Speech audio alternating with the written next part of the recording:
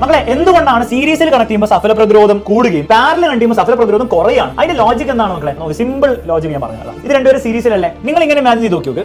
ഇവിടെ കുറെ ഇലക്ട്രോൺസ് ഉണ്ടാവും, ഇതിന്റെ ഉള്ളിലുണ്ടാവും, എല്ലായിടത്തും ഇലക്ട്രോൺസ് ഉണ്ടാവും, വയറ് മൊത്തം. ഈ ഇലക്ട്രോൺസിനെല്ലാം കാറുകളായിട്ട് വിചാരിക്കും. ഈ റെസിസ്റ്റർ എന്ന് പറഞ്ഞാൽ ടോൾ ബൂത്ത് ആണ്. നിങ്ങൾ ആലോചിച്ച് നോക്കും മക്കളെ, രണ്ട് ടോൾ ബൂത്ത് സീരീസിലാണുള്ളത്. കുറെ കാറുകൾ ഞാൻ ബാക്ക് ടു ബാക്ക് ഇങ്ങനെ നിൽക്കുകയാണ്. ഇവിടെ ഒക്കെ കാറുകളുണ്ട്, തൽക്കാലം ഞാൻ കാറുകൾ കാണിക്കുന്നത് ഇവിടെ മാത്രം കണ്ടാൽ മതി. ഈ സീരീസിൽ കണക്ട് ചെയ്യുമ്പോൾ പ്രശ്നം എന്താണ്? ഈ ടോൾ ബൂത്ത് വരുമ്പോൾ കാർ ഇങ്ങനെ അട്ടി ഇങ്ങനെ ലോക്കാവും. ടോൾ ബൂത്ത് വരുമ്പോൾ കാർ മെല്ലെ മെല്ലെ പോകാൻ പറ്റും. അപ്പൊ ഈ ടോൾ ബൂത്തിലുള്ള കാറുകൾ മുന്നോട്ട് പോയി കഴിഞ്ഞിട്ടല്ലേ ഈ കാറുകൾ മുന്നോട്ട് പോകാൻ പറ്റുള്ളൂ. അപ്പൊ മൊത്തത്തിൽ കാറുകളുടെ സ്പീഡ് എന്താണ്? കുറച്ച് കുറവായിരിക്കും. അപ്പൊ ഈ ഒരു സാഹചര്യത്തിൽ ഞാൻ ഒരു ടോൾ ബൂത്തും കൂടി ആഡ് ചെയ്തു. ടോൾ ബൂത്ത് എന്ന് പറഞ്ഞാൽ റെസിസ്റ്റർ ആണ്. എത്രത്തോളം ടോൾ ബൂത്തുകൾ കൂടുന്നു അത്രത്തോളം കാറിന്റെ എന്താണ് സ്പീഡ് കുറഞ്ഞുകൊണ്ടിരിക്കും. സീരീസിൽ ടോൾ ബൂത്തിന് എണ്ണം കൂടുന്നതോറും കാറിന്റെ സ്പീഡ് കുറയില്ലേ? യെസ്. ഈ ടോൾ ബൂത്ത് എന്ന് പറഞ്ഞാൽ ആരാണ്? റെസിസ്റ്റേഴ്സ്. കാറിന്റെ സ്പീഡ് എന്ന് പറഞ്ഞാൽ എന്താണ്? ഇവിടെ കറണ്ടാണ്. കാറിന്റെ സ്പീഡ് കുറയാന്ന് പറഞ്ഞാൽ എന്താണ്? പ്രതിരോധം ഭയങ്കര ആയതുകൊണ്ടാണ്. അതായത് ബേസിക്കലി എത്രത്തോളം റെസിസ്റ്റേഴ്സിന്റെ എണ്ണം കൂടുന്നു അത്രത്തോളം സഫല പ്രതിരോധം സീരീസിൽ കൂടിക്കൊണ്ടിരിക്കും. Obviously current കുറഞ്ഞുകൊണ്ടിരിക്കും. ഇതാണ് ഇതിന്റെ ലോജിക്.